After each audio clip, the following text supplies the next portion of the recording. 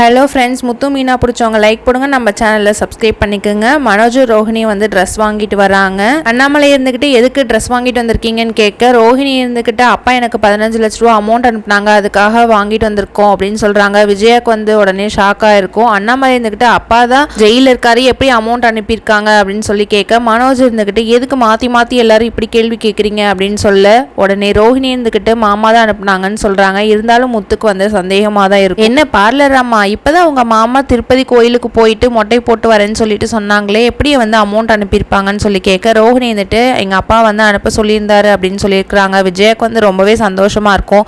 இதை வச்சு எப்படியாவது பிஸ்னஸ் பண்ணிக்கலாம் அப்படின்னு சொல்லிட்டு முத்து இருந்துக்கிட்டு இந்த அமௌண்ட்டை வந்து அப்பா கிட்ட கொடுத்துரு, நீ தான் வந்து 27 லட்ச ரூபா தூக்கிட்டு போயிட்டல அப்படின்னு சொல்கிறாங்க. இன்னும் மனோஜ் மீதி பேலன்ஸ் இருக்கிறத வந்து அப்புறம் அனுப்பிக்கலாம், அப்பாவுக்கு சேர வேண்டிய அமௌண்ட்டை கொடுத்துரு அப்படின்னு சொல்கிறாங்க. அண்ணாமலை இருந்துக்கிட்டு இந்த அமௌண்ட் எனக்கு தேவையில்லை, ரோஹிணி அவங்க அப்பா கொடுத்தது அவங்களே வச்சுக்கிட்டோம், அவங்களே பிஸ்னஸ் பண்ணிக்கிட்டோம் அப்படின்னு சொல்லிட்டு சொல்கிறாங்க.